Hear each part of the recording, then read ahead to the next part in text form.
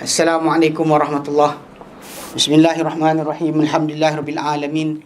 Nahmaduhu wa nasta'inuhu wa nastaghfiruh.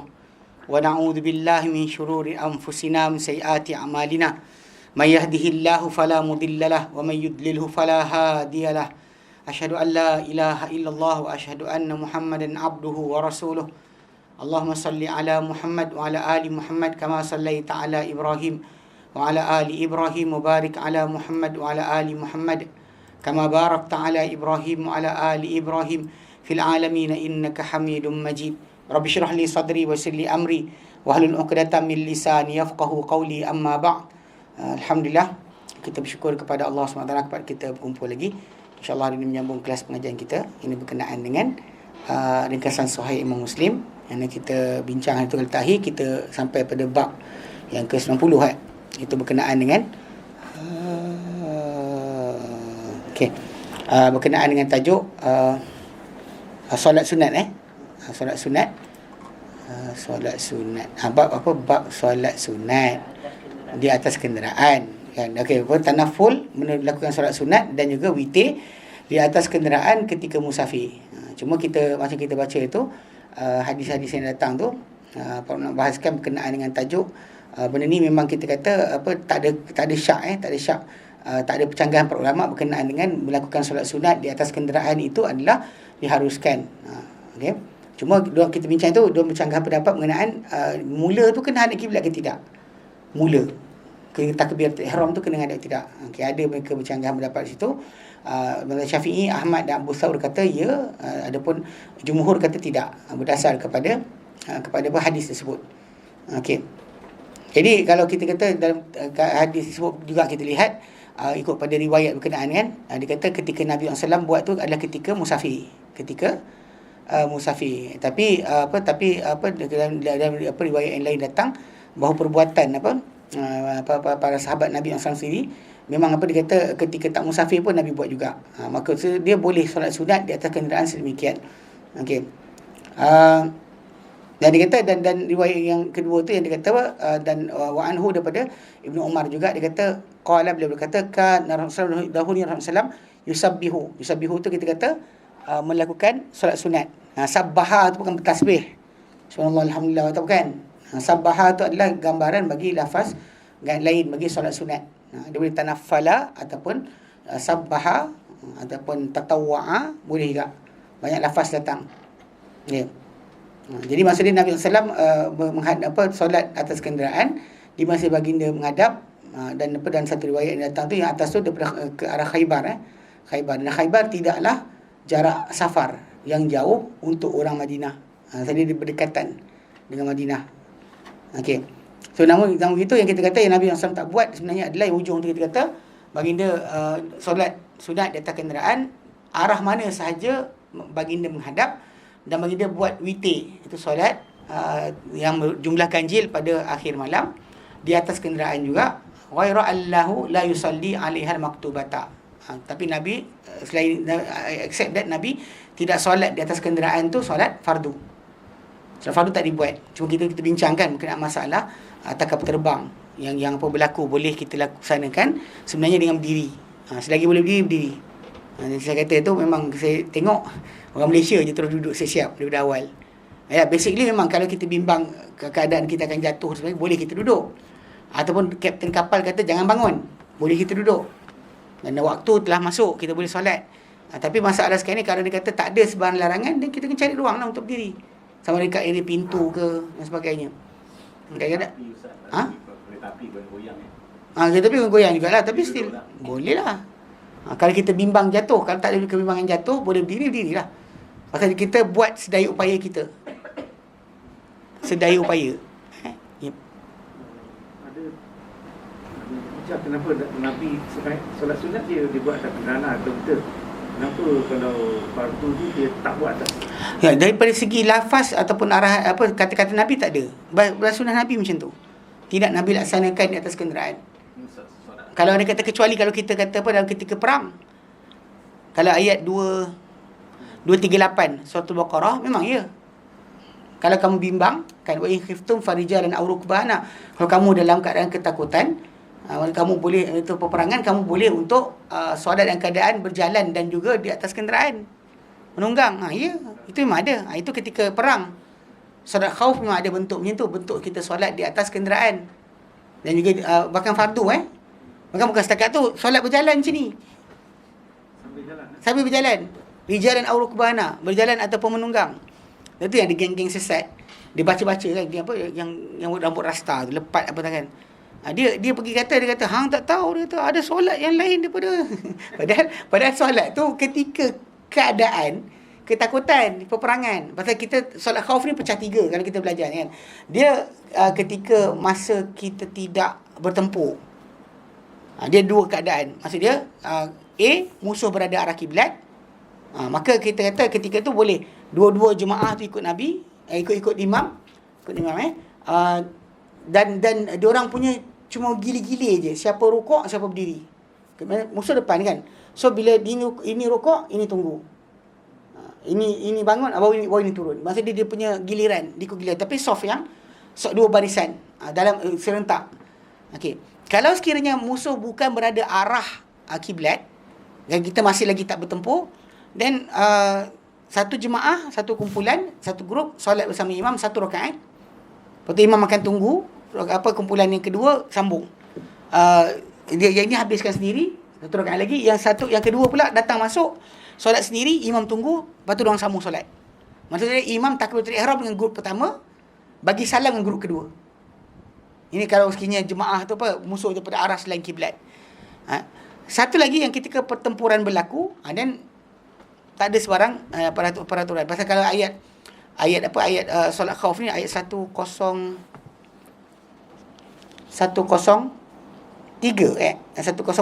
An-Nisa.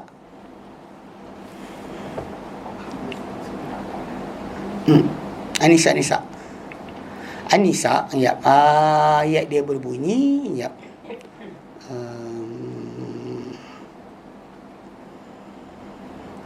Qanitin, ya. Taklah, okey. Surah An-Nisa. Alhamdulillah. An-Nisa.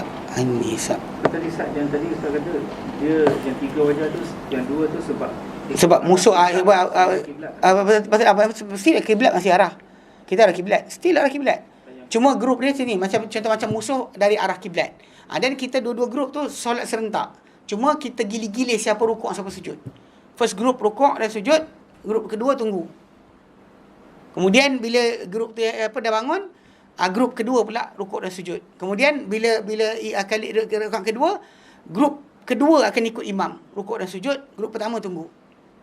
Dia ada movement macam tu. Sekejap, dia ayat surah Nisa 104 kot. Sekejap.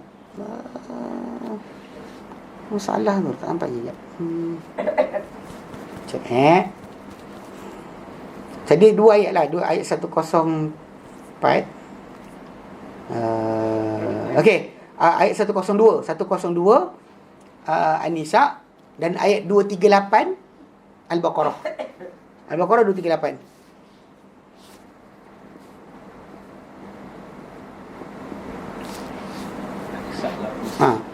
An-Nisa 102.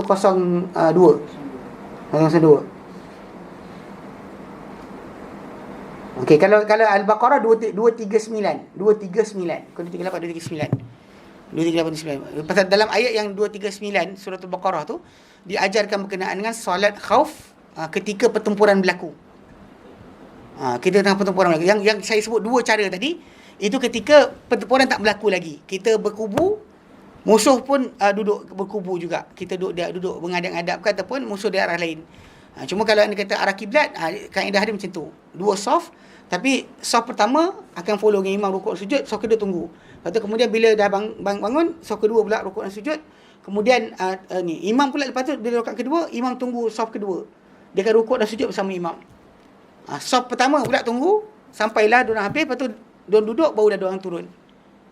Itu ataupun satu lagi kaedah, kalau musuh tu bukan arah kiblat dan satu grup solat bersama imam 1 rakaat. Lepas tu imam tunggu kumpulan kedua, kan imam akan berdiri tunggu. Lepas tu yang kumpulan pertama tadi habiskan solat sendiri-sendiri, bagi salam sendiri. Kemudian grup kedua masuk, diorang solat sendiri 1 rakaat dan imam tunggu dan diorang berakhir bersama imam. Itu kalau musuh berkubu arah kiblat atau bukan kiblat. Tapi kalau ayat 239 surah Al-Baqarah, wa in khiftum farijalan aw rukbana, kalau kamu ketakutan maka solatlah dalam keadaan berjalan dan juga menunggang. Boleh lah. Ustaz, dalam keadaan yang perang kan, katakan perang beruk tu, dia lose, memang perang kan, tak boleh dijamakkan dia ataupun dah taklah bagi suruh solat dalam keadaan tu. dalam bentuk katakan Saya faham, kita consider macam tu. Tapi kalau tak nak bagi hukum, boleh lah. Solat lah. Pasal itu yang kejadian dia. Pasal bila pertempuran berlaku, diorang solat. Tapi dalam keadaan bergerak lah. Bergerak, cuma tak bercakap je. The only thing dia tak buat, tak bercakap je. Bahkan benda ni dalam mazhab Syafi'i pun jelas. Maksudnya kalau orang tu serang pedang kan, dia Allahu Akbar, Subhanallah. Tapi ni, kepala tunduk ni je. Dia punya solat tu, tak sujud rukuk lah. Solat dia keadaan Allahu Akbar, Subhanallah, Allah. kan imagine Ha? perang Ya. solat dia. Ya. Psikologi kita tanggul lah. Tak ada. Jamak kemudian. Tak ada. Sebab tu kenapa ada beza dia. Beza contoh macam ketika waktu musuh tak serang, ketika waktu musuh serang. Dan bahkan ketika waktu solat waktu itu diorang lebih kuat patut ingat Allah Taala berbanding waktu lain. Bahkan solat tadi dia tunduk kepala ni je. Musuh datang Allahu Akbar. Dia lawan tapi sama Allah Hamidah, Allahu Akbar, Allahu Akbar, Allahu Akbar. Kepala dia gerak. Yang tu kata solat berjalan dan juga berkenderaan. Orang tak tahu macam mana. Macam mana solat berjalan berkenderaan? Dia sebenarnya kepala ni lah. Kan menghadap musuh, tapi pasal musuh akan ambil tindakan ke atas kita kalau dia tengok kita lemah. Tapi dia nampak badan kita tegak semua sekali kan, masih dalam keadaan berjalan, masih bergerak. Dia orang ketakutan. Itu dari psikologinya memang ada kesan kepada musuh punya ni. Musuh punya ketahanan. Musuh mungkin kuat, tapi kalau degil sangat, kita ni panggil keras hati, dia orang pun akan mengalah sebenarnya. Itu dalam konsep masalah ni memang kita kata solat dibuat juga. Sebab tu tapi lepas tu fa iza amintum fadhkurullah kama allamakum ma lam takunu ta'lamun. Kalau kamu dah rasa aman, maka ingatlah Allah ini, solatlah balik semula macam kamu diajar apa kamu tak tahu. Maksudnya solat macam asal balik bila dah aman. Bagi Ustaz, lepas dah aman tu, you repeat the whole thing. No, you pray as asal, bukan maksud ulang balik. Yang lain. Tak payah ulang balik. Solat tadi sah. Masalahnya perang sekarang bukannya ke depan. Perang sekarang ke atas, meriah. Ya tahu, tapi masalah dan ketakutan tadi, awak boleh solat dalam keadaan bergerak. Ketika kena kejar dengan musuh pun, musuh datang helikopter ke apa sebagainya, tak perlu pandu nak datang, awak boleh solat lagi. Jangan bercakap je. Masa solat. Tajuk dia jangan bercakap je. Cakap batal. Tak ada ayah habis. Batal. Wuduk Lah apa tak lubuk? Kalau air tak ada, tayamum, apa masalah dia? Maksudnya solat takkan ditinggalkan, dimudahkan, diringankan, takkan ditinggalkan. Dalam hal tu diorang tak tunggu macam dah masuk waktu masa tu. Ya. Dia Saya. tak ada postpone. Ya, tak ada postpone. Pasal tak menangguh-nangguhkan ibadat ni tak boleh. Unless kita tak ada sebab munasabah lah, macam ada kerapangan tadi kan, macam kes harapan untuk lepas selesai buat kerja boleh solat. Soalan sekarang ni, yang ni ada harapan ke? Tengah bertempur ni ada harapan tak awak? Dan pukul 5 petang nanti musuh pun berhenti serang dan awak pun boleh solat. Ada harapan? Pasal tak ada harapan tu lah solat juga. Tidak berhutang. Dengan berhutang lah pula. Pasal waktu dah masuk dah. Pasal waktu dah masuk. Waktu dah masuk. Awak tak boleh kata macam nantilah. Nantilah kan. Orang Ini masalah dia. Kalau kita ada harapan, macam kes kena Nabi gali parit, Nabi tangguhkan solat. Betul lah memang ada harapan. Musuh tak datang lagi. You have that time musuh dalam perjalanan kita dah sempat gali parit lagi. Okey lah, fine lah. Tapi ketika pertempuran berlaku, awak ada harapan ke? Apa jangkaan awak dapat hidup sampai lepas habis pertempuran? Apa jangkaan dia? Kalau tak ada, dan terus solat lah. Hatta dalam bergerak dan berlari meninggalkan markas ke, takut kena serang musuh, nak bom, kita bergerak lah. Tapi kita Allahu Akbar, Sami Allahu liman hamidah, Allahu Akbar. Ustaz nak tanya kalau kita jaga orang sakit Yep. bedridden lah. Yep. And then in the house kita berdua, katalah kita jaga orang tua kan. Terus. Tak ada orang lain adik-beradik, tak ada masa tu lah. Ya. Kita berdua. And then sembahyang Jumaat for example. Terus. Ya. Boleh tinggalkan Jumaat? Boleh tinggalkan. Ya, saya. Ini antara yang dibenarkan, orang sakit atau orang jaga orang sakit. Memang. Kan terutama kalau kita perlukan, kita tinggalkan, dia tak dapat air, dia dahaga mati. Apa pasal pula? Tak boleh lah. Dia orang sakit atau orang jaga orang sakit. Soalan kuliah bila kita kata, okey, bab solat fardu memang Nabi akan solat di atas sekian. Unless ayat 239 Suratul Baqarah. Itu saja yang dibolehkan orang tersebut solat fardu dalam keadaan tak ikut dah kaedah biasa. Berjalan dan berkenderaan. Cuma saya katalah saya tengok video tu yang lepas tu. Hang tak tahu ada solat berjalan, solat berkenderaan. Memanglah ada. Budak ni tak tahu mana dia tu lukis ni. Background dia cerita dia kahwin Mak Saleh, kemudian dapat anak, kemudian bini tu murtad balik, lari balik. Dia pun cari perempuan pun bukan muslimah pun, dia pun tak Islam sangat pun. Tak Islam sangat pun. Solat tak wajib. Lagi tak khusyuk, tak solat. Ni kan bila saya peli tajuk ni, orang manusia ni wujud. Ingat saya main yang tak solat selagi tak khusyuk. Yang tinggal solat pasal takut syirik. Kenapa tak solat? Takut syirik. Sebab dalam satu, luar satu. Inside your body, when you move. Dia kata movement ni siapa yang buat sebenarnya? Tak solat sebab syirik. Sebab dia kata kalau dalam satu, luar satu syirik lah. So how can you make it's not syirik? Dia kata. It should be only one God, dia kata. Inside your body is God. Ni sewel dia panggil. Sebab tu kadang-kadang zikir-zikir yang diajarkan oleh golongan sufi ni jaga-jaga. Contoh macam apa, zikir hasbi rabbi jallallah ma fi qalbi ghairullah Nur Muhammad sallallahu alaihi wasallam. Actually antara benda yang pemahaman macam tu. Kata meaning dia hasbi rabbi, madai untuk is enough for me. Jallallah, the almighty Allah. Ma fi qalbi, there's nothing inside my heart. Ghairullah except Allah. Nur Muhammad, and Allah is inside my heart is Nur Muhammad sallallahu. Nur Muhammad tu dah tak Ada lagi pasang lagi. Ada pasang lagi. From time to time patah balik. Dia tak boleh. Pasal zikir tu memang zikir sesat. Sebab tu dia akan patah balik. Sebab tak dapat meaning tu. Sebab nak rasa Allah dalam hati. Dan dia orang tukar Allah dalam hati tu dengan Nur Muhammad. So Allah dan Nur Muhammad tu satu. Macam saya kata, dalam rumah saya ada kawan saya, Ali. Dalam rumah saya ada Ali, kawan saya. You can interchange that word. Ali, kawan saya Ali. Macam tadi, tiada dalam hati aku Allah, kecuali Allah, apa? Nur Muhammad. You interchange. Syirik. Macam mana awak kata Nur Muhammad tu Allah? Dari situ yang basic, yang tak solat tadi. So dia kata dalam ni dah ada Allah. So kalau kat sini ada, kat luar satu, syirik lah bang.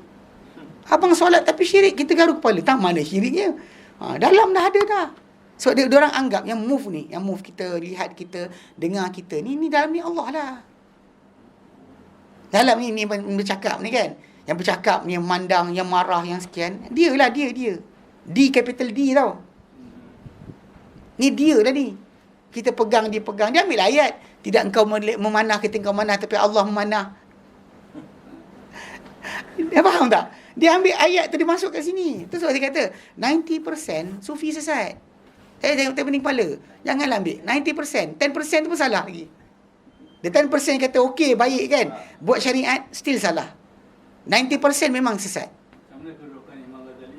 Imam Ghazali ambil hujung ayat dia. Hujung ayat dia dibalik kepada sunnah. Atas dah ada Sahih Bukhari ketika dia mati. Kenapa tak ambil yang tu? Kenapa ambil dalam lineage ketika apa dia tersilap, tersalah tu? From the point of view, ya. Ketika mati anak murid dia kata dia dah ada Sahih Bukhari. Dan dia kata aku dahulu daripada ini terlalai. Betul. Ya. Dia patah balik kepada sunnah. Kalau orang tu kata tapi dia sekian. Kita ambil keputusan, bukan ambil. Ni contoh macam katakan, saya ni perompak. Kemudian jadi ustaz. Abang janganlah bila ada anak, nak jadi macam Ustaz Adli, hantar je perompak dulu. Belajar jadi perempat. Perompak dulu, lepas tu nanti boleh sekolah agama, boleh jadi macam Ustaz Adli. Mana boleh macam tu? You don't follow dia punya movement sampai tadi. Sebab tak semesti dia akan sampai. Sebab Allah Ta'ala macam, betul ada seorang lelaki nama Fudail bin Iyad. Fudail bin Iyad, dia tabi'in. Dia sezaman dengan Abdullah bin Mubarak. Dia cerita, dia asal dulu seorang yang sangat digeruni. Orang nak takutkan anak tengah malam, kau menangis, panggil Fudail. Bayang orang kita kan, orang Melayu kita, takut hantu. Bayangkan orang takutkan anak pakai nama dia. Satu hari, dia panjat bangunan. Dengar mencuri ni. Tiba-tiba dia dengar ayat Quran. Surah Zumar Zumar ke? Surah Fussilat, sekejap. Ayat okey, surah Al-Hadid. Ayat yang ke-16. Dia tengah panjat bangunan kan. Tengah banyak nak merompak ni. Orang takut dia, serius. Dengan nama dia orang takut. Tapi dia sempat bertaubat sebelum ditangkap oleh kerajaan lah, cerita dia. So, jadi sampai ayat dia tengah panjat, terdengar ayat Quran, surah Al-Hadid ayat ke-16. Bunyi dia, alam ya'ni lil ladzina amanu. Tak sampaikan masa untuk orang beriman. An takhsha'a qulubuhum li dzikrillah. Untuk khusyuk, tunduk hati dia kepada mengenai Allah Ta'ala. Dan tunduk kepada wama nazal minal haq, apa turun daripada kebenaran. Tak sampai masa lagi ke? Tak sampai masa lagi. Soalan Allah Ta'ala tanya, tak sampai masa lagi ke? Dia dengar tu, terus dia bertaubat. Fudail bin Iyad nama dia. Dan cerita dia, dia dengar ayat tu je, tengah-tengah nak merompak, berhenti. Okay. Tapi cerita kelakar dia kan, dia macam tu, Allah Ta'ala uji dia dengan dapat anak. Yang anak dia ni dengar ayat-ayat tentang azab, pingsan. Nama dia Ali bin Fudail bin Iyad. Dia ada ni tau, ada kita panggil apa? Teka-teki ataupun quiz. Kalau orang tanya soalan, siapakah orang yang mati dibunuh oleh Al-Quran? Nama dia Ali bin Fudail bin Iyad. Sebab satu hari tu bapak dia solat. Ni Fudail bin Iyad yang apa, Samsing ni. Dia dah taubat dan sebagainya. Sampailah sekali dikenali dia sebagai apa? Abidal Haramain. Ahli ibadat dua tanah haram. Means that Mekah, Madinah tu tak ada siapa lagi banyak ibadat banding dia. Sampai dapat gelaran macam tu. Tapi cerita kelakar dia bila lawak lah. Irony lah orang panggil, bukan kelakar. Maksud dia yang peliknya, lepas dia bertaubat, dia dapat anak nama Ali bin Fudail bin Iyad lah. Anak dia ni dibaca Quran, kalau ayat azab, ayat nak pingsan. Dengar ayat azab, anak dia pingsan. Punya ketakutan. Allah Ta'ala bagi pada ketakutan sedemikian. Walaupun kita kata para anbiya pun takut Allah Ta'ala.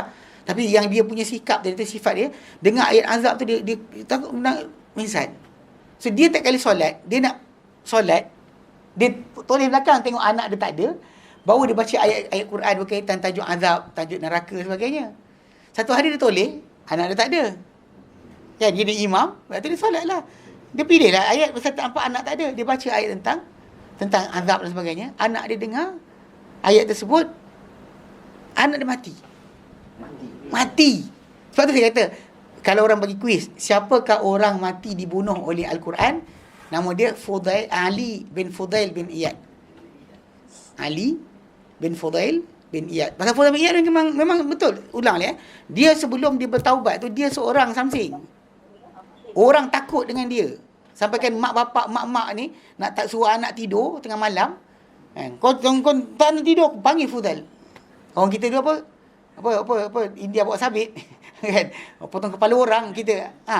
Penyabit kata. Jadi benda-benda tersebut memang kita kata dari segi cara kita panggil akhir dia bertaubat tu adalah. Dia tabi'in. Dia jumpa sahabat tak jumpa Nabi. Fudail bin Iyad. Bahkan digelar dia Abidal Haramain, ahli ibadat dua tanah haram.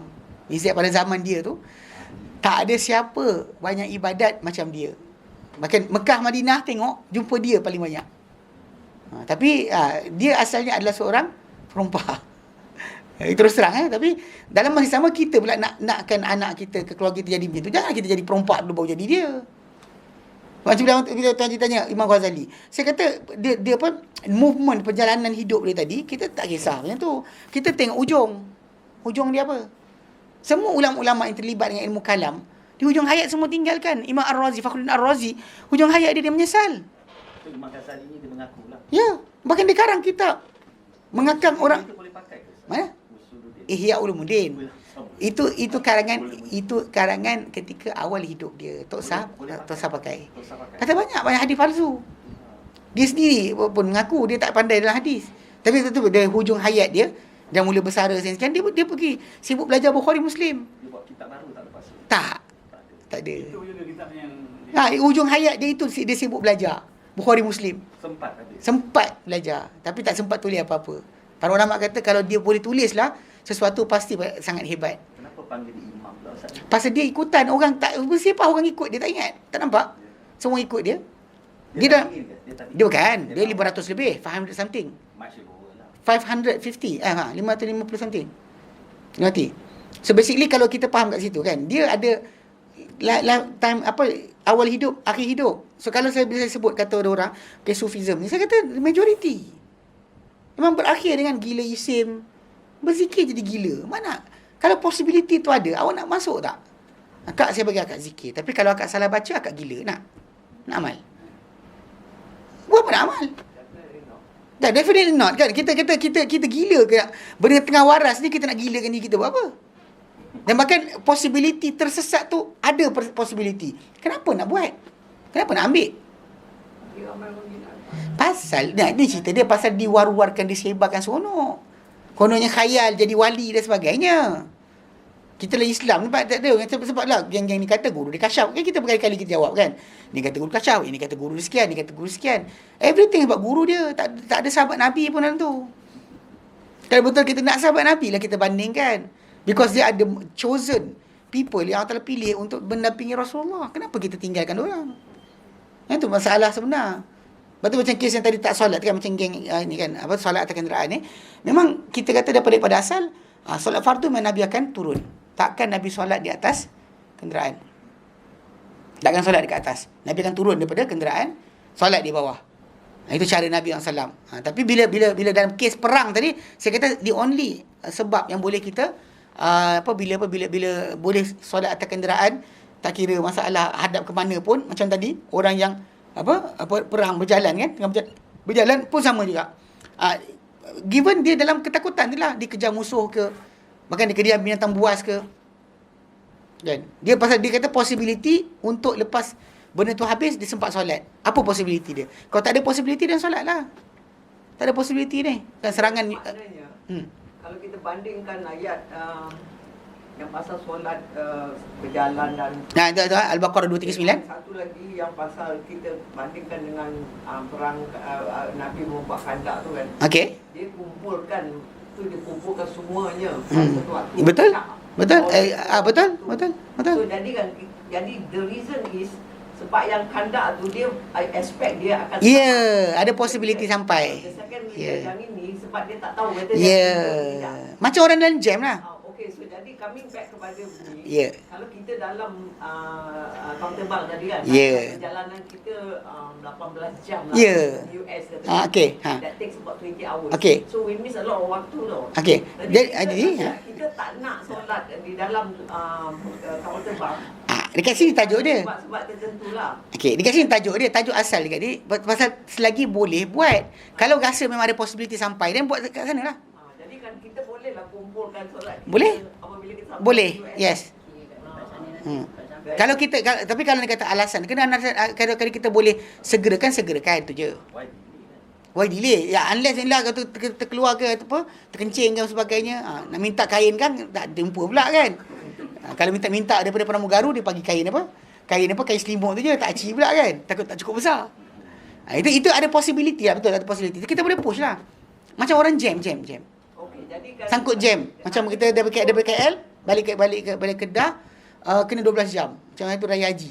Ada orang kena, jiran saya keluar rumah 5 pagi sampai Alustar 3 petang. 5 pagi. tapi dia boleh kalau dia sampai 3 petang dia Zuhur Asar dia boleh jamak kan? Ya, tahu. Tapi nak ceritakan 5 pagi subuh no. Oh. 5 pagi dia keluar. Sekarang ni kan saat back kepada yang tadi kan kita kumpulkan tu. Yep. So assuming kita kumpul Zuhur, Asar, Maghrib, Isyak. Okey. So kita Zuhur, Asar tu dah kita nak buat rakaat dia, kita nak jamak ke kita nak kasar? Dia tak ada jamak. Bila kita penangguhkan tak namakan jamak. Jadi Penangguhan tu kita solat je lah. kita buat full. Kalau kita bukan full tu, kalau kita akak punya status adakah masih musafir? Kalau musafir then kosar lah. Kalau dia kata akak bukan seorang musafir, then kena full lah. Contoh macam akak sampai rumah, akak tak boleh. Sampai rumah baru nak solat. Akak travel kan, kena 12 jam dekat highway. Akak sampai rumah baru nak solat. Dan sampai rumah akak akan solat full lah. Zuhur 4, Asar 4, Maghrib 3, Isyak 4. Tak boleh lah qasar. Kalau akak solat, contoh katakanlah rumah akak dekat apa section macam saya U10. Saya solat dekat Bukit Jelutong. Saya boleh buat dua-dua. Saya tak masuk Korea saya boleh buat 2 Zuhur, 2 Asar, 3 Maghrib, 2 Isyak. Dua-dua tu jamak lah sekali. Dia tak ulang balik. Bila tangguh tak panggil jamak. Tangguh. Kita tangguh. Macam kondak tadi tak panggil jamak. You don't ever call is jamak. Tak ada berjamak pun. Tapi kasar boleh. Kasar boleh. Tak, bukan kasar. Memang kita sebut sekali. Nama jamak tak timbul. Bila pasal jamak tu hanya berlaku Zuhur, Asar, Maghrib, Isyak. Dalam waktu Zuhur, Asar dan waktu Maghrib, Isyak. Within their time. Sekarang ni kita dah keluar. Keluar daripada time. Keluar time dah. So, jadi penangguhan keluar waktu memang syar'i kalau ada alasan. Macam Nabi gali parit. Gali parit tu kan. Nabi solat ketika Maghrib tu baru masuk Nabi solat. Ketika berhenti makan ada orang kata tak sempat berhenti makan. Tak. Nabi berhenti makan. Yang kisah Jabir radhiyallahu anhu kan, dia kata dia jumpa Rasulullah kan, dia kata dengan bini dia apa benda barang ada kat rumah. Dan dia kata adalah anak kambing kecil, roti sikit, dough sikit kan. Dia kata buatlah masak. Aku panggil Nabi dengan beberapa orang. Bini dia kata jangan malukan aku. Bini cakap, tu dia pun pergilah bisik kat Rasulullah. Dia kata ya Rasulullah, dia kata aku ada sikit anak kambing kecil, ada roti sikit. Memang kau dengan beberapa orang sahabat bagi datang ikut aku balik rumah. Makan. Nabi keluar kepala daripada parit tu. Nabi kata apa? Hei umat Islam semua, sahabat kita dah buat makanan. Panik lah. Bini dia lah kata aku dah pakai cakap nak malukan aku. Tapi Nabi hantar orang datang cakap dengan orang jangan dough tu jangan letak atas api lagi. Kemudian masakan tu pun jangan alih, sup tu jangan alih lagi. So Nabi datang, Nabi pergi dekat dough tu, Nabi gitu. Kemudian Nabi kat tu gitu. Nabi doakan dan bagi keberkatan, dan orang makan semua sekali, gili-gili masuk rumah tu makan. Habis semua sekali, ratusan orang boleh selesai makan. Okey, tajuk dia ada berhenti makan tapi tak berhenti. Itu tajuk itulah. Ada berhenti makan tapi tak berhenti salat. Itu yang kita nak fahamkan. Maksudnya penangguhan tu valid. Kalau orang tu kata tak boleh lah sekian. Saya kata tu kisah Nabi tunjukkan, kita nak faham macam mana.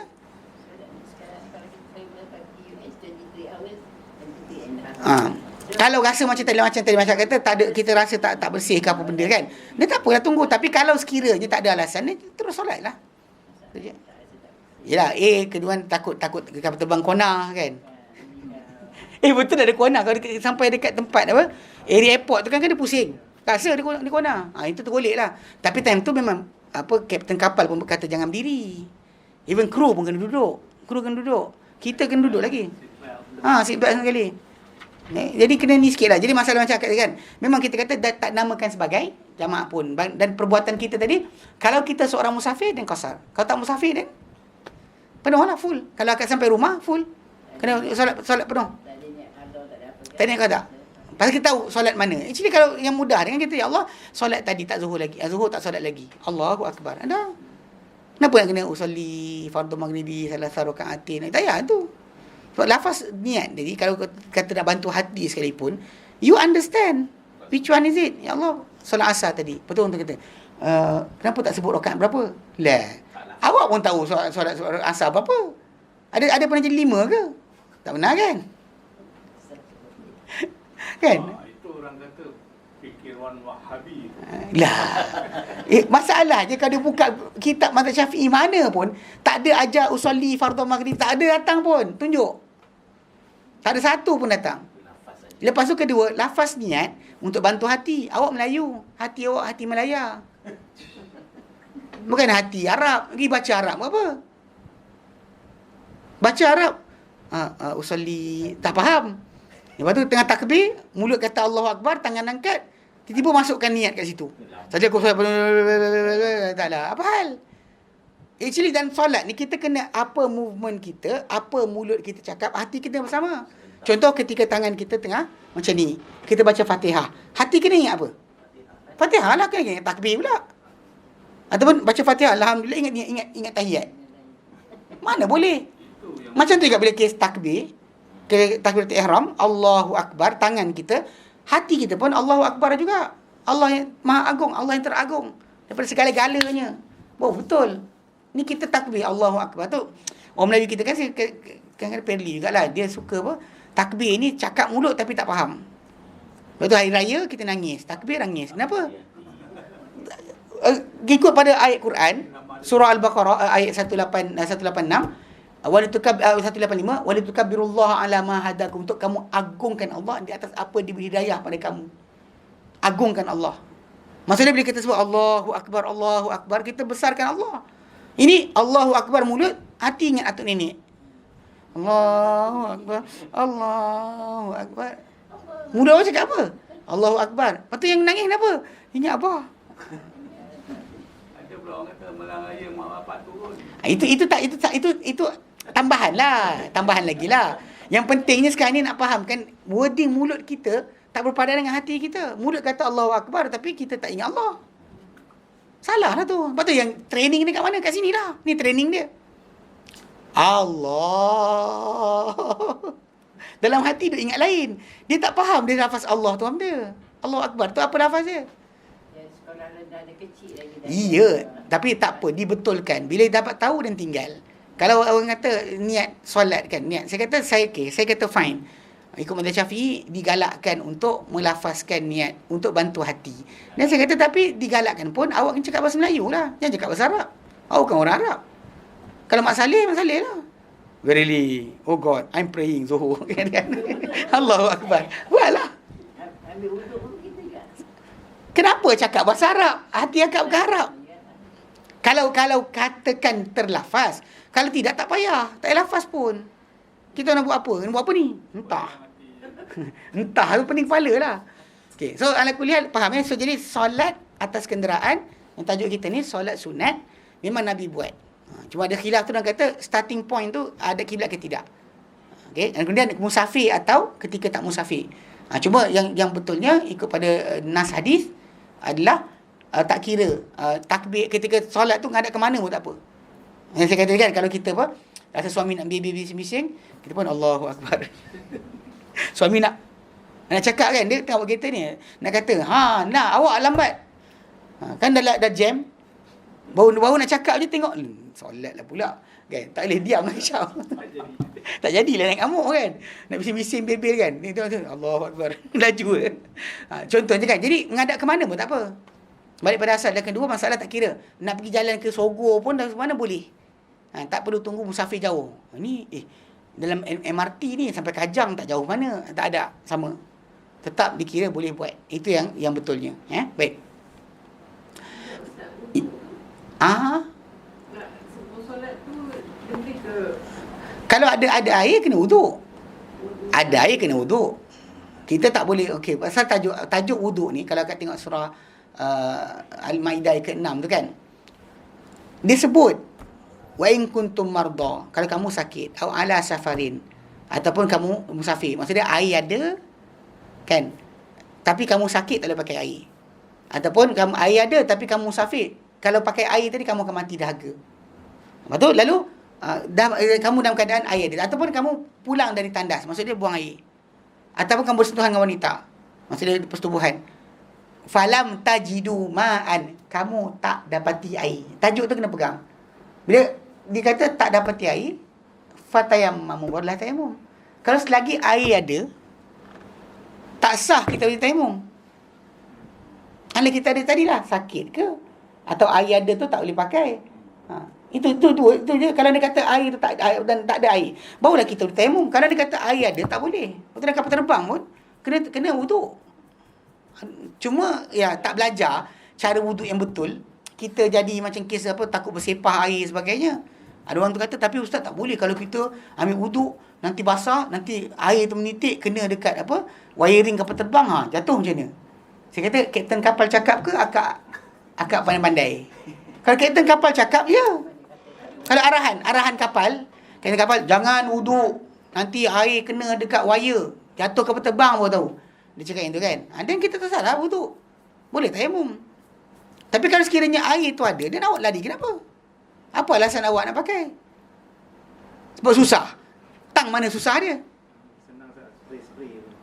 Dan spray tu pun kena ingat. Spray tu pun kena bagi bertakung tau. Bukan spray betul gitu. Maksudnya kita jatuhkan air tu dia kena bertakung. Yang masuk mengalir tu maksudnya kita turun tu ada air. Bukannya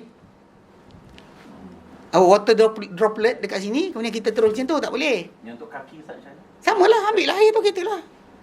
Sama nak tunjukkan cara wuduk. Ha? Mana pula, tak ada benda pun. Kalau ikutkan pada tu, air tak tumpah ke lantai pun. Air kita gunakan untuk basuh. Masalah. Tak nak buka air ni kan rasa rugi pula. Kan pasal air tak minum kan? Kaki tu kena ratakan betul-betul. Macam mana? Ada banyak air. Tak. Bukan yang dia buka. Dia letak mulut kat dia minum kat mulut ke tak? Okey. Kan itu kan dia kena COVID. Ada juga ustaz sunat yang katakan ditepuk je. Akak dengar tajuk apa dalil dia? Saya bagi dalil kan? Saya kata surah Al-Maidah kata falam tajidu ma'an. Tentang mana kita nak masuk? Sebab tajuk alasan ketika dia kata tapi kita musafir. Tajuk musafir tu sebab kalau air kita pakai habis. Barulah timbul tajuk tu. Kalau dia kata air tu ada, dia tak boleh. Kita kata tinggalkan air. Sebab air tu asal. Boleh pakai tayamum ni kalau A kita tak ada air atau B kita air ada tapi kalau kita pakai kita mati kehausan atau kalau kita pakai air kita sakit bertambah. Kita sakit tak boleh pakai air. Then only baru kita pakai. Cuma problem kita sekarang ni kes dia adalah orang Melayu kita dia tak belajar cara wuduk betul. Sebab ni kalau buat dia kan orang kata kau ajar angkat kaki kan. Tapi tak apa. Okay, macam ni. Bila kata basuh kali-kali tunjukkan basuh. Ni air kat tangan saya ni ada kan. Contoh macam saya buat macam ni, saya buat macam ni. Ni basuh lah ni. Ni dah basuh. Meratakan air. Ini bukan Sekali tuang je tak? lepas tu kalau contoh macam kaki tadi. Ini kau ajar. Ini namanya kau ajar. Apa nak tengok? Kaki. Tak apa Nak kamera. Nampak kaki. Kamera nampak kaki tak? Okey. Kau ajar sangat kau nampak kaki tinggi sikit. Okey. So jadi kalau kita ni kan air ni kita turunkan, betul rata je lah. Ratakan je sekali je. Rata je lah. Ratakan je lah. Ratakanlah sebagai keseluruhan. Memang senang pun. Sunnah itu senang. Sebab tu Nabi kata agama itu mudah. Ustaz, tadi kaki tu dia start from the buku lali. Ada, kita jatuhkan air tu. Tu kita ratakan lah. Buku lali. Tak. Kita ambil air tu kan, contoh macam ni. Kita sini kan, saya ulang alik. Nak fahamkan betul-betul. Bila kata basuh tu, macam ni kan. Ni banyak ni saya letak ni. Okey. Saya kata macam ni. Saya turunkan, dia ratakan lah. Apa basah kapetnya? Aircon ada, kering kejap je kering. Tapi if you use spray daripada buku lali tu, kalau spray 4-5 kali, air tu ngalir juga tau Ustaz. Macam mana? Spray few times. Itu sebab saya kata, spray bertakung baru ratakan. Lepas tu saya kata saya spray terus kat kaki. tak boleh macam tu, tak edit. Bukan. Tak boleh. Saya tahu, tapi droplet tadi bergabung. Bukan macam ni. Bila kita kata syarat yang kata basuh tadi, mesti air tu banyak gila. Buang. Macam ni tak? Macam ni kan? Turun ni kan? Macam ni. Macam ni lah. Macam tu lah. Kalau dia kata abang spray, tak semesti macam tu. Sebab droplet tu ada. Tapi bukannya maksud dia air mengalir tadi. Sebab tu, cedok air. Kalau dia bekas kita cedok air tu, kita ratakan saja. Memang tak pakai banyak pun. Kalau pipe... Spray bukan spray macam tu. Dia kena air tu bertakung baru kita... Ya. Takung kan? Taklah banyak sangat pun. Alah 3 droplet dia. Dah 3 kali 4 kali je. Kalau akan tengok macam tu kan, cara kita ambil, mana ada masalah. Kena sekali. Betul kata, mudahnya kan. Yang mudahlah ikut sunnah. Pakai air sikit pun. Ya, saya Nabi wuduk air banyak ni je. Kan kita lepas tu kan, Nabi wuduk dengan air, 1 mud. Tambah dengan kayu pun boleh. 1 mud. 1 ni. 1 mud. Ni 1 ni, Nabi wuduk. 4 ni Nabi mandi wajib. Mana kata? Mandi wajib. Pasal cerita dia tadi, kita pakai air melempah-lempah. Sebab sebenarnya dia ambil air tu, dia ratakan. Siapa kata tak besar, badan besar? Actually, tajuk tu tak timbul tau. Tajuk masalah apa? Pakai air tu kan. Bila Nabi ambil air, tiga tu kan, basahkan kepala, ada seorang lelaki ni kata, tapi rambut aku lebat. Sahabat Nabi kata, ia telah cukup. Air 4 kali tu telah cukup untuk orang lagi mulia banding kau, lagi lebat rambut banding kau. Itu Nabi. Nabi SAW bukan botak. Rambut dia banyak. Kan? Bahkan uban berpelai je. Dia tak ada uban banyak. Jadi maknanya kena air banyak tu. Jadi dia punya purpose is just to Ratakan. Ratakan. Tak nak. Kecil yang kita faham tak? tajuk itulah wash yang dimaksudkan. Kita sekarang kita ada differentiation wash yang kita bayang dengan wash yang dalam syariat. When you say Quran kata wash, kita kena tengok yang syariat aja. With the way para sahabat faham, dan macam mana Nabi boleh ambil wuduk banyak ni. Maksudnya kita faham itu. Sudut dia adalah the translation of wash tadi, kita pakai interpretation siapa. If kita balik dalam bahasa, dan keluarlah tajuk akad cabut tadi. It's not washing, it's cleansing. No, sebut balik. Nabi panggil Quran kata wash. Cuma cara buat tu macam tu. Itu kena faham. Was ada yang tak kena. La haula. Sebab kena belajar, benda ni kena buat. Kalau selagi mana tak pernah buat, tengok saya buat, tak pernah buat, balik rumah buat. Ambil gayung, style, sikit-sikit buat. Macam tu. Pasal dia benda ni kalau tak biasa buat, kita akan jadi tajuk tadi. Sedangkan kalau cukup untuk Nabi, kenapa batal untuk kita? Orang lain boleh buat kan tak? Kalau kita sakit tak boleh gerak. Kalau kita tak sakit tak bergerak ke, tangan tak boleh, iyalah. Bukan belakang ni tak kena tak? Macam mana? Kalau orang belakang ni Dia sampai. Dia ini air tu mengalir je. Sudah. Mana kita rata-rata kan yang belakang. Allah dia tu. Isteri boleh mandikan suami? Boleh, tak boleh pula. Kalau mayat pun boleh. Tak mandi wajib? Iya, mandi jenazah pun tak apa. Tak boleh. Mandi wajib. Itu dah tak ada dah. Ya, tak bukan. Pasal boleh lah. Pasal tak boleh pula. Pasal kalau orang tu mandi wajib. Katakan orang tu kata, tapi dia bersentuhan laki bini. Habis-habis pun dia cuma batal air hadas kecil. Kalau betul dia batal lah. Kan sambil mandi tu sambil gairah contohnya. Nabi pernah kan sama-sama dengan Aisyah. Berebut air, mandi-mandi sesama. Cuma tak ada gosok air, gosok air. Ni kalau gosok-gosok dia lah. Tak ada salah pun. Boleh gosok-gosok. Tapi cuma Ada besar. hadas besar hilang, hadas kecil masih ada lah. Akak boleh samakan keadaan macam mandi wajib sambil kentut. Sama ni. Oh, tak batal. Apa pasal batal pula? Kentut membatalkan wuduk saja. Kalau keluar air daripada kemaluan. Lah, kencing pun tak batal. Mandi wajib tak batal. Tak payah buat balik semula. Dah payah. Kenapa nak buat pula? Nak faham kan pasal hadas kecil berlaku, hadas besar hilang. Tajuk hadas besar, tajuk mandi wajib apa? Meratakan air seluruh badan. So kalau dah sampai rata seluruh badan, apa masalah batal pula? Masalah dia tengah-tengah buat. Iyalah, mana datang dalil kata batal. Macam pasal dia kena ulang balik kalau keluar air mani. Ni keluar air kencing. Kenapa nak batal pula? Tapi ialah tak logik lah pula kita kan. Tengah-tengah mandi tu keluar tahi dan sebagainya. Contohlah, saya bagi bersih sikit, kentut. Kan boleh bayang kan? Mandi-mandi sambil kentut. Kan? Mandi sambil kentut. Okey, Haji. Kita punya mandi hadas kecil. Ini kita ajar lah ni. Suami akak bukannya ustaz. Saya tak tahu. Kenapa dia nak tahu pula? Jenuh sikit ni. Okay. So, basic dia kena faham kat situ. So, kan cakap kata macam air tadi kan. Actually, it is enough. The way yang kita panggil apa sini. Pasal kes basuh tadi. The word faghsilu wujuhakum. Basuhlah wajah kamu. You have the word in Arabic. And you have translation of the word basuh. Ghusl kan, basuh. Ighsil wajah, basuh wajah kamu. Tapi problem dia adalah, alah, balik hujan ke? Okey, seluar hujan tak bawa. Okey, balik dia, tajuk dia adalah kita kena tengok cara Nabi. Because you have the meaning inside bahasa. Tapi you have tengok Nabi punya perbuatan tu. Sebab itu cara betul. Macam orang kata khusyuk. You have interpretation khusyuk dan sebagainya ni lah. Tak ingat kecuali Allah Ta'ala. Tapi bila kita tengok Nabi, soalan, Nabi khusyuk tak khusyuk solat? Pasti khusyuk lah. Dia lebih takwa dan sebagainya. Tapi Nabi dengan luar daripada solat tu, dia panggil apa? Interaction tu berlaku. Contoh, bila Nabi tengah solat, tiba-tiba ada para sahabat, anak budak perempuan, budak-budak kecil menangis. Nabi lajukan solat. Nabi segerakan solat. Sebab kesian mak. Mak tu terganggu-ganggu kan. Nabi segerakan.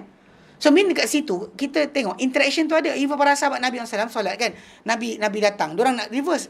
Nak bagi ruang untuk Nabi jadi imam. Maksudnya interaction dengan luar ada tak? Then, the word khusyuk tadi, takkanlah Nabi tak kata dia, engkau telah rosak solat kerana engkau sedar aku datang tadi. Ada Nabi cakap? Dan bila Nabi tak cakap, interpretasi khusyuk yang orang ada ni semua gagal. Gagal lah sebab Nabi ada contoh. Kalau Nabi tak ada contoh, dan kita tak ada masalah, kita kena pegang. Ini kalau ikut bahasa, ikut bersekian. Soalan kita Nabi. Kalau Nabi tak terlibat, kita okey. Macam tadi kes macam wuduk tadi kan. Banyak ni. Kalau Nabi buat cukup, kenapa orang lain cakap tak cukup? Kenapa orang itu keluarkan? Apa dia cakap? Dia kata lagi ni, lagi tu, lagi lah. Soalan, ni Nabi buat. Kenapa Nabi buat? Awak boleh kata tak sah. Nabi. Takkan Nabi buat tak sah? Ustaz awak buat sah. Sejak bila ustaz awak lagi tinggi mana Nabi? Tu benda ni orang tak jaga buat ni.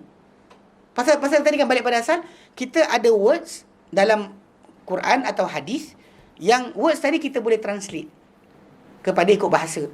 Tapi kita jangan lupa, pengertian bahasa tadi is not the original maksud. Pasal maksud original dia mesti apa Nabi tunjuk.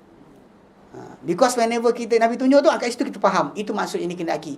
Kalau kita duk sibuk dengan bahasa, orang ni kata, orang tu kata, orang ni kata, orang tu kata, tak ada sebarang definisi tetap. Everybody akan ada interpretation. Even bahkan bila zaman berubah, the words dapat meaning baru, orang pakai meaning baru pula tahu. Kalau ikut kita, sepatutnya kita restrict meaning tadi kepada zaman Nabi saja. Baru betul. Kalau kita start bawa, tapi pada ulama zaman sekian kata, ulama zaman ni kata, saya soalan, Nabi faham macam tu tak? Pada sama Faham. So jadi makna, in other words, you're saying that your interpretation should be as defined by the Prophet. Ya, betul. Itu maksud sebenar. Sebab tu cara kita wuduk tadi kan, ni cukup. Macam tadi, mandi wajib 4 kali ni. Orang pening kepala kan? Tak mana cukup. Mana cukup Tak duduk ke sekali je ke? Buat 3 kali boleh. Betul pula boleh 3 kali pun boleh. Actually 3 kali boleh buat. Banyak ni. Kalau saya buat ambil wuduk, kan? Saya tunjukkan kadang-kadang ada kursus solat sebagainya. Ambil wuduk, saya ambil banyak ni. Saya ambil sekali saja. Masih ada setengah lagi. Air sikit je hilang. Kalau sekali saja sah lah. Sah. Kalau Nabi, dalam ikut hadis Nabi, dalam Sahih Bukhari, Sahih Muslim, datang, Nabi pernah wuduk sekali, 2 kali, 3 kali. Maksudnya means Nabi buat semua. Sebab tu orang tak dikata 3 je sunnah, 1 tak sunnah. By your definition lah, ketika tadi macam kata bang kan, Nabi banyak sangat tadi nampak macam excessive. Dia tak payahlah ambil banyak. Ambil sekali dah lah. Pasal kita mesti perasan kan, kalau kita rasa, kalau kita ambil banyak nanti rasa macam excessive sangat. Dia tak payahlah. So balik pada asal, 1 tu dah memadai. 3 tu, kita nak cukupkan lagi. Lebih 3 tak boleh. 4 ke 5 tak boleh. Nabi kata melampau. Tak boleh buat apalah. Jangan sengaja lah. Kalau naik dia sengaja, Nabi larang. Nabi kata melampau. Orang yang buat macam tu melampau, Nabi kata. So kita ada interpretation betul lah bagi meaning tadi. Kita kena faham macam sebenarnya apa Nabi tunjuk itu definisi betul. If you say ikut rasa saya, definisi guru saya, ada telah wuduk Nabi banyak ni tak cukup. 4 kali ni pun tak cukup untuk mandi. Tapi Nabi cukup. Cukup tadi sebab kita kata apa? Nabi lebih tahu hukum dia. Sebab dia cara mandi zaman dulu kan, zaman yang apa, zaman mandi cowboy. Mandi cowboy itulah zaman dulu punya mandi. Yang dulu sebenarnya mandi cowboy itulah zaman Nabi mandi macam tu. That's the way the bath being taken. Mana kita ambil air cedok, ratakan air kat badan. Orang Melayu kita mandi macam tu juga dulu. Ambil air sebesen, mandi macam tu, ratakan air. Bahkan bila jatuh balik, kita ada perlu kala. Sebab Nabi mandi dengan Aisyah ada satu besen yang sama, terpercik air, diorang tak kisah. Bila diorang tak kisah, tak salah kisah.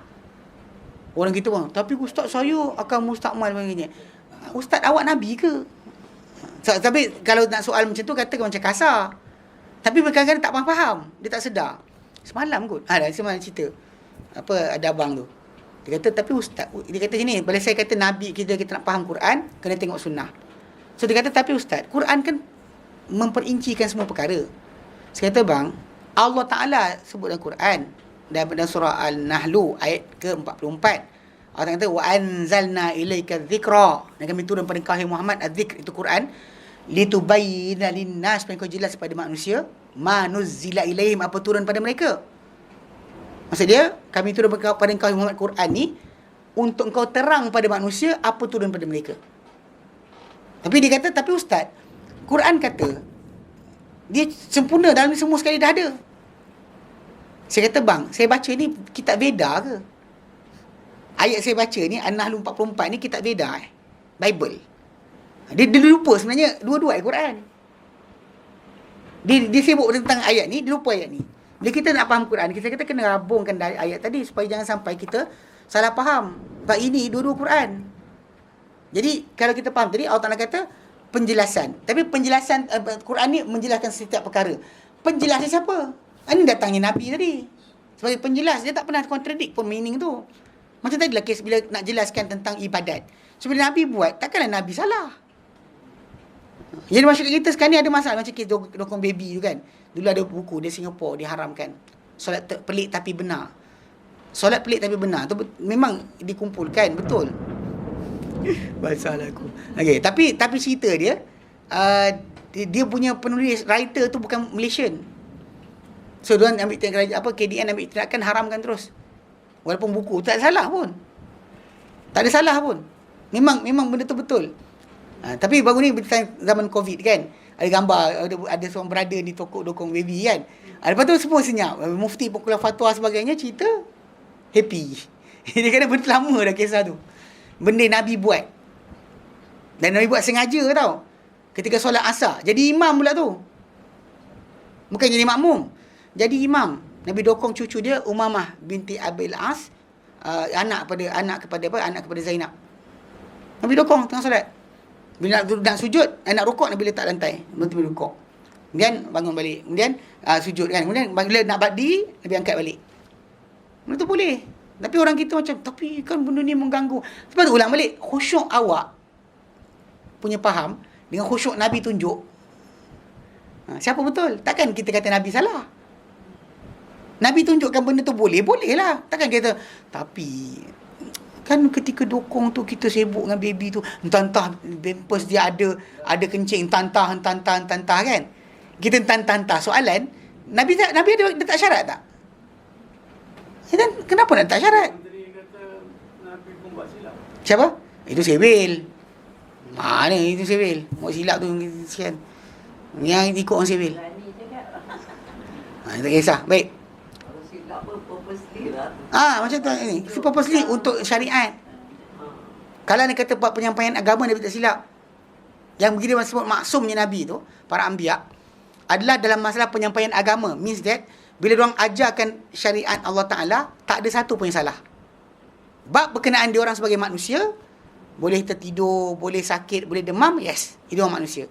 Tapi bab agama, kalau kita kata possibility tersilap tu ada, dan gagal lah semua ibadat. Kita dah kata, entah dia lupa hari ni. Entah sebenarnya maghrib satu je. Kita entah. Gagal, habis rosak lah agama. Sebab tu bila para ulama kata maksumnya para anbiya, punca maksum pertama sekali adalah pada apa? Penyampaian.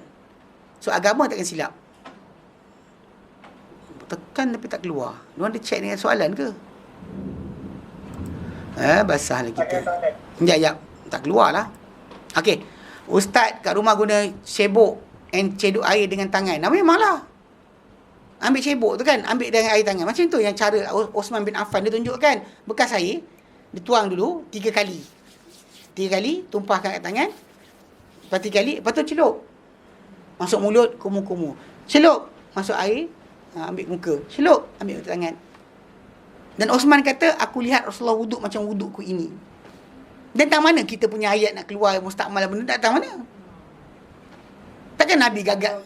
Kalau kurang daripada sekian-sekian orang, and then it's become mutan najis lah. Tajuk tu saya kata tajuk ni. Tajuk sekarang ni Nabi buat dalam bekas air tu. Osman tunjuk dengan orang ramai. Orang ramai kata dengan dia, tunjukkan pada kami wuduk Nabi. Dia minta bekas air, dia buat macam tu. So tak jadi tak situ kita kata interpretation. Pada asal apa saja kefahaman tentang Quran atau hadis atau cara pelaksanaan ibadat ataupun maksud sesuatu kalimah dalam bahasa Arab dalam yang datang dari Quran atau hadis, kita nak faham maksud tadi kena ikut maksud syarak. Bukan maksud bahasa. Maksud bahasa can be interpretation berbeza. Nama tempat, contoh macam kalimah kopek. Orang KL Selangor kopek tu kopek. Kalau pergi Kedah kopek tu baik duit. Itu bukanlah itu Terengganu. Kedah. Kelantan sana. Yang buat dada. Yang ni yang buat dada. Yang ni yang untuk belah Kedah. Kopek tu ni. Baik duit dompet. Dompet. Orang Kedah kata kopek tu dompet. Orang sini kopek tu kopek. Purse. Tak. Bukan purse lah. Dompet. Baik duit lelaki tu.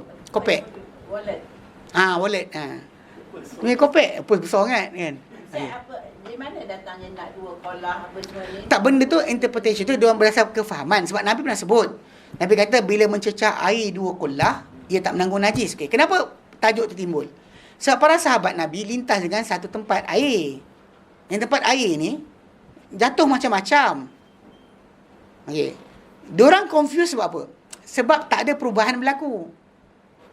Sebab kalau ni kata benda macam-macam jatuh, berbau busuk, takkan diorang ambil air tu. Cari tu bau bangkai. Takkan dia kata, ya Rasulullah boleh ke tidak? Agak-agak macam baru ni kan. Kes yang najis itik kan. Cemak. Okey. Semua kawasan area tu, air tu tak boleh pakai. So kalau dia kata memang betul, memang daripada najis area kan, masuk dalam tu, atas dasar najis binatang yang tak kira binatang dimakan atau tak makan, dia menajiskan air, maka pembersihan kandang tu masuk dalam sungai, lepas tu bau sampai bau area, semua air tu telah menjadi mutanajis.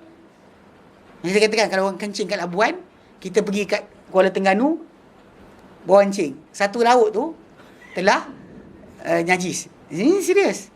So jadi kalau sekarang kita boleh faham lah, masa bila orang kata tercemar tu kan, mana air tu bau tai, bau itik, bau najis. Tak bau tak apa lah. Okay, jangan para sahabat jadi kes dua kolah ni, para sahabat Nabi, diorang confused sebab air tu tak berubah. Air tak berubah. Kalau air tu berubah, confirm diorang tak ada pening kepala. Faham lah rosak. Tapi air tu jatuh macam-macam, tapi tak berubah. Maka Nabi kata, bila air mencecah dua kolah, dia tak menanggung najis. Cuma dua kolah tu banyak mana? Tak diterangkan. Sebab kolah dalam bahasa Arab is water jar. Water jar size dia vary. Sebesar ini atau sebesar tempayan tu. Pasal tak ada tu lah jadi kes orang bercanggahan. Kalau dah ada siap daripada Nabi, kita tak pening kepala. Faham tak? So bila kata dua kolah tentang mana, memang dua kolah tu hadis, dua kolah tu sahih. Cuma para ulama ada kaedah. Bila ta'adzur anil amal, kita tahu kadar dia, jumlah dia, waktu kan, maka kita ta'adzur anil amal. Kita jadikan amalan. Walaupun kisah hadis tu sahih. Soalan ni macam mana? Contoh macam garis panduan bermain senjata dalam masjid pada hari raya. Apa guideline dia? Ada guideline? Pasal Nabi pernah izinkan orang Habsyah main lembing dan perisai dalam masjid. Yang diorang kata orang Habsyah menari depan Nabi kan.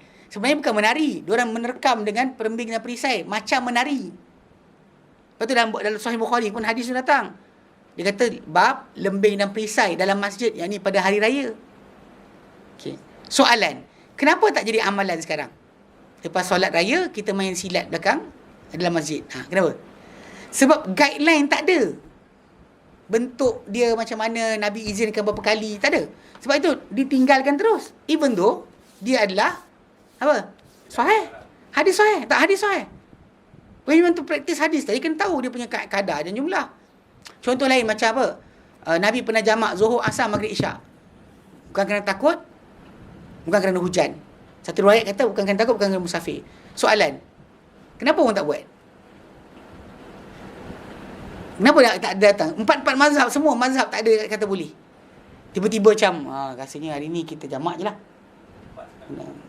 Rasalah kita jamak je lah. Kenapa tak buat? Sebab kenapa bila jamak ke atau qasar tadi tetap diberikan kenapa, reason. Macam contoh jamak, boleh kerana hujan, boleh kerana ketakutan, boleh kerana musafir. Kalau dia kata untuk qasar, mesti kerana apa?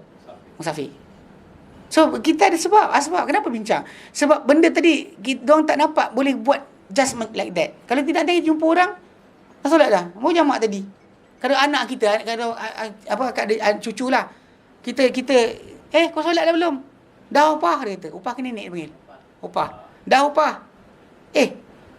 Asal solat dah? Dah. Bila tadi jamak dengan Zuhur? Lepas tu dia kata, mana boleh macam tu? Dia pun baca. Rasulullah SAW telah, Ibn Abbas SAW menceritakan, Rasulullah SAW telah menjamak Zuhur dengan Asar, Maghrib dengan Isyak.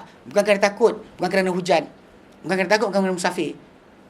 Jadi, cucu tu kata, saya ikut sunnah ni.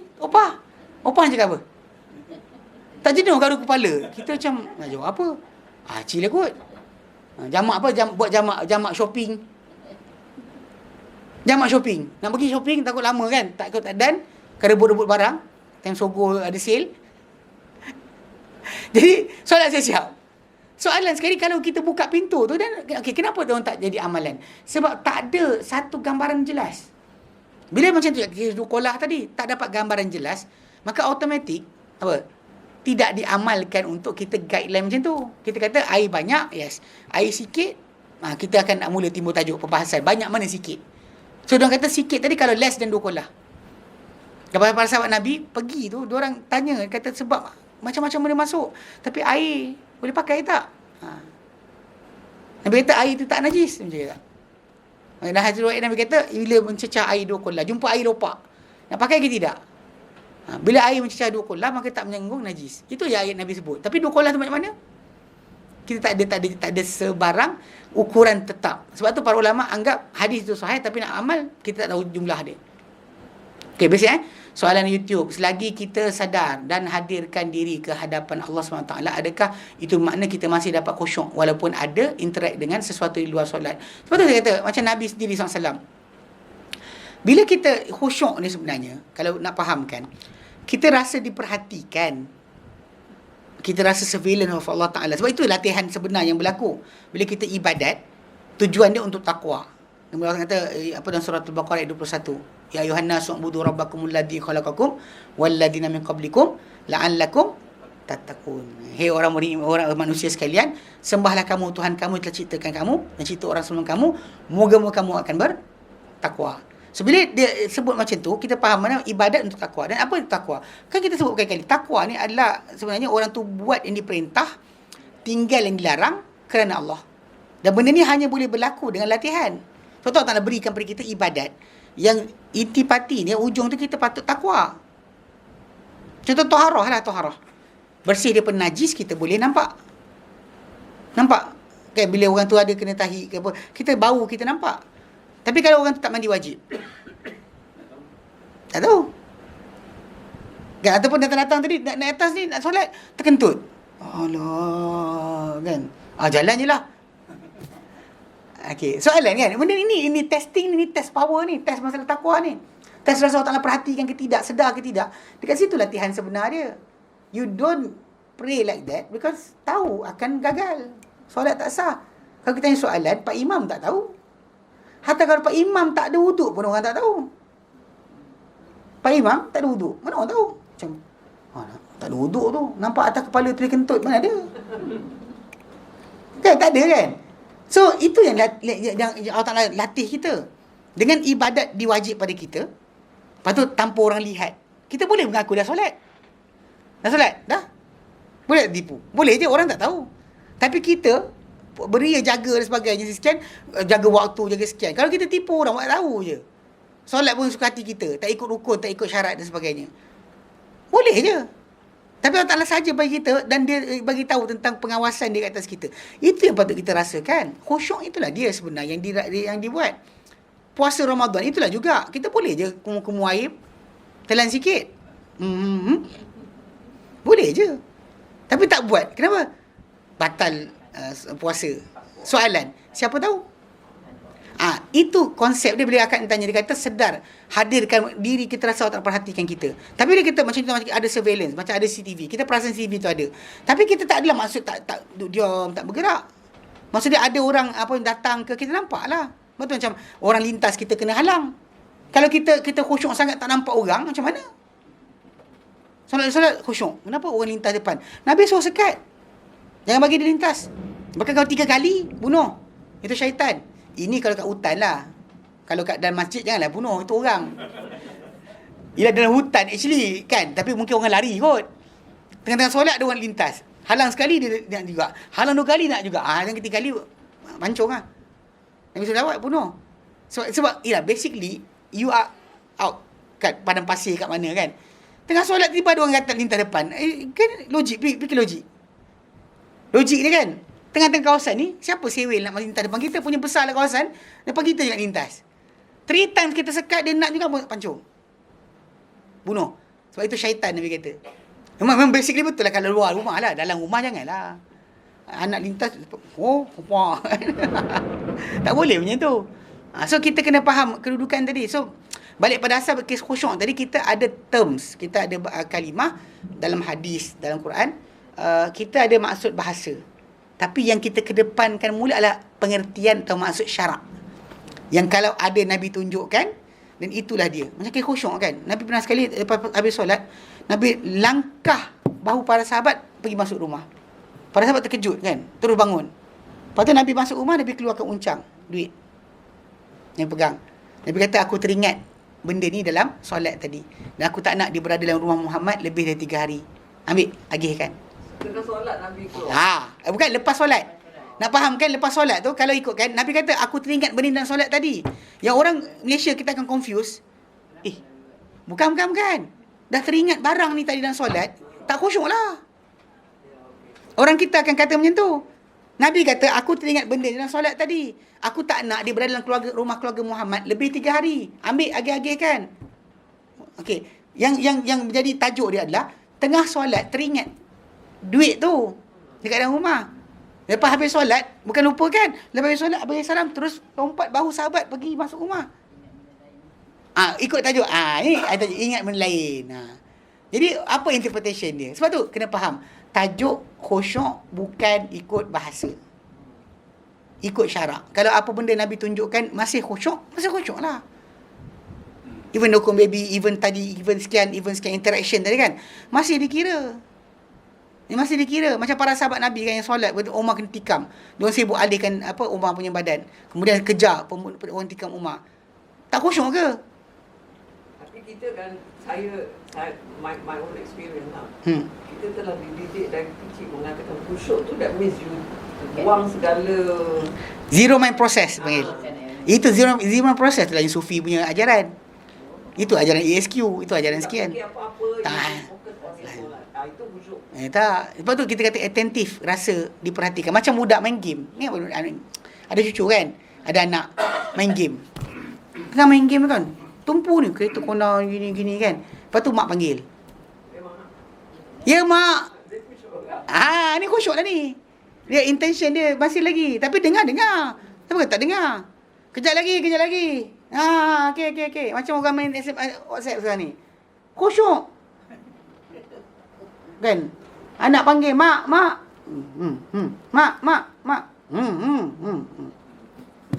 Itu khusyuk lah tu. Itu khusyuk lah. Attentive kita. Tapi bukan maksud tak ada terputus terus sampai tak ingat apa. Itu basic dia. Sebab tu kena fahamkan. Daripada apa kita baca tadi adalah tajuk. Bila kita belajar hadis, belajar Quran dan sebagainya, bila ada kalimah bahasa, kalimah Arab dalam teks dalil tadi, kita nak tahu praktis dia, kena ikut kepada pengertian syarak. Pengertian bahasa untuk bantu kita faham kalimah, bukan amalan. Untuk amal tengok syarak. Dan syarak tadi perolehi dengan Quran sendiri terang, kata Nabi terang, kata para sahabat jelaskan, atau tabi'in belajar dengan sahabat cakap. Kan kita tahu. Jika tidak kita tahu. Pasal dipanggil apa dalil-dalil ni dalil nakli. Dalil nukilan. Tak ada sebab. Jadi ada soalan ni kan, kenapa apa Nabi tak solat apa fardu dekat atas kenderaan kan? Nabi tak sebut pun. Cuma perbuatan Nabi macam tu. Unless tadilah yang ayat 28 238 239 surah Al-Baqarah tentang perang. Okey? Baik. Wallahu a'lam. Tak baca pun hadis hari ni. Okey? Jadi nak tambah daripada Imam Ghazali tadi sebab apa saya sikit ni. Sekarang ni di surau saya tu sedang mengaji satu kitab. Saya rumput tajuk kitab. Jadi kena tanya, kitab yang dikarang oleh Imam Ghazali yang mana yang boleh kita ikut? Dia bukan macam yang tu antara buku tu, dan orang Malaysia tak baca buku ni. Saya pergi ke Sungai Petani sebulan sekali. Sebelum ni saya baca kitab tu, Iljamul Awam, mengekang orang awam daripada ilmu kalam. Mengekang orang awam daripada ilmu kalam. Saya tahu, yang itu tak ada. Tak, diorang cerita macam ni, benda tu, diorang masalah dia, golongan ni, takkan nak, pasal diorang dah ingatkan, nak sampai jadi wali kena jadi sufi. Itu problem dia. Tuan Haji Buddha tak mana pun takkan nampak. Takkan nampak. So, diorang dah ada satu idea. Kita tak jadi sufi, tak jadi wali, kita punya Islam ni ada pecah. Syariat, hakikat, makrifat, tarikat, sebagainya. Diorang dah faham macam tu. Sebab tu kalau kita bagi pun, selagi dia tak faham sunnah tu apa, selagi tak faham kedudukan Imam Ghazali bukan Nabi, selagi dia tak boleh betul. Jadi buku yang ada pada kami tu Jawi Melayu semua pasal Malaysia, kalau guru tu mengajar dia belajar tasawuf, dia kan bawa buku macam tu lah. Dia takkan bawa buku-buku berkenaan dengan sunnah. dia dari Kagat apa pasal pula kagat? Quran, sunnah, ijma', kias, kagat. Pandai tu je. Kan mula kan? Oi, wallahu a'lam. Wallahu a'lam. Biar gini. Wassallallahu ala sayyidina Muhammad sallallahu alaihi wasallam. Alhamdulillah alamin. Assalamualaikum warahmatullahi wabarakatuh.